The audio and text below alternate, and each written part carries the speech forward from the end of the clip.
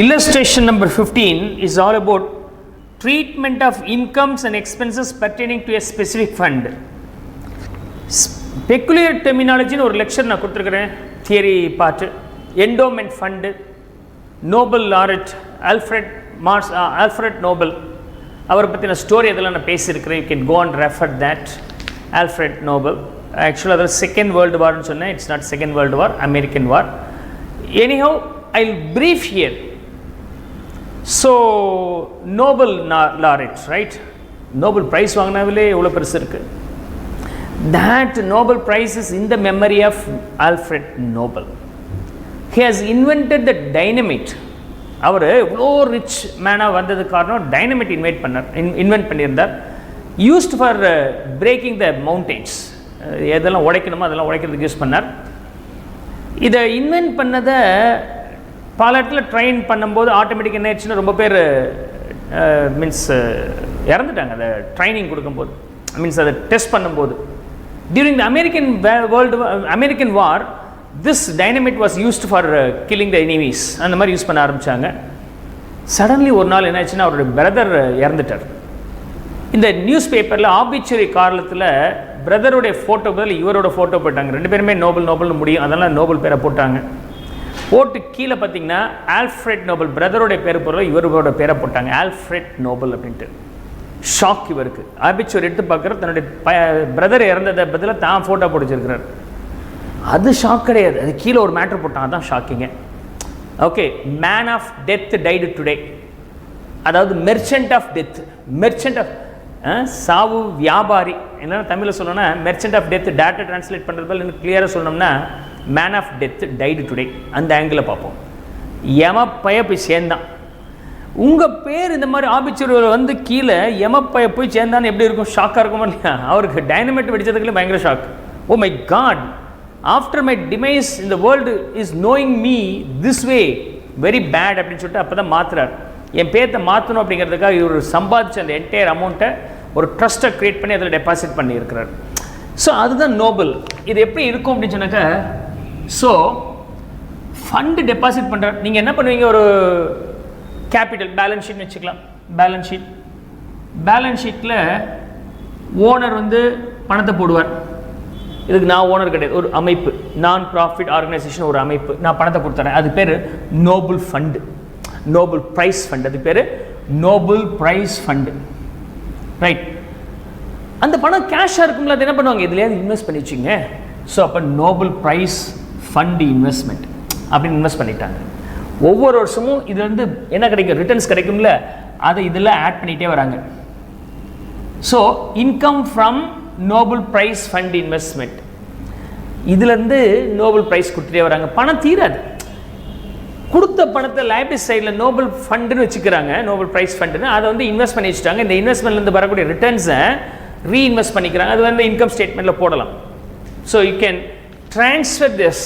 இந்த introductory speeches தியரியில் நான் வந்து என்ன பண்ணியிருப்பேன்னா, இந்த நோபல் ப்ரைஸ் ஃபண்ட் இன்வெஸ்ட்மெண்ட்டை இன்கம் ஸ்டேட்மெண்ட்டில் போடுவேன், தப்பில்லை.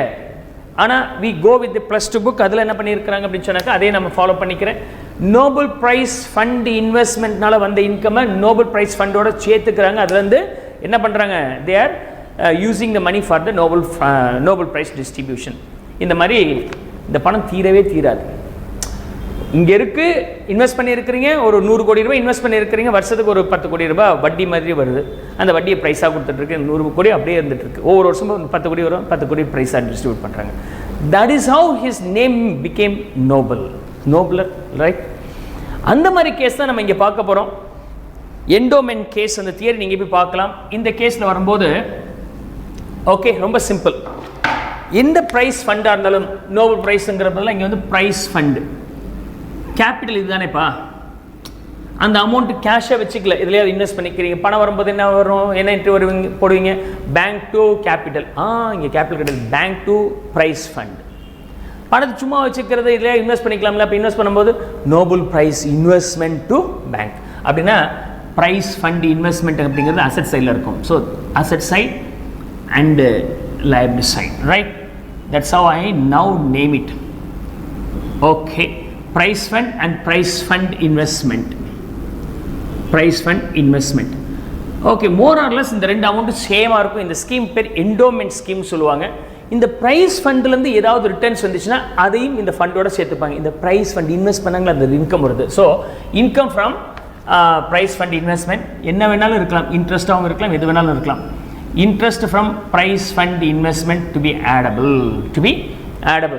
இதுக்கு சப்சிக்வெண்ட் ஏதாவது டொனேஷன் வந்தால் அதையும் நீங்கள் ஆட் பண்ணிக்கலாம். டொனேஷன் ரிசீவ்ட் ஃபார் சார் ஏற்கனவே 10 கோடி நானும் டொனேஷன் கொடுக்குறேன் சார், இன்னும் பல பேர் டொனேஷன் கொடுக்குறாங்க, அந்த ப்ரைஸ் ஃபண்டு ப்ரைஸ் கொடுக்கறதுக்காகவே ஆட் பண்ணிக்கலாம்.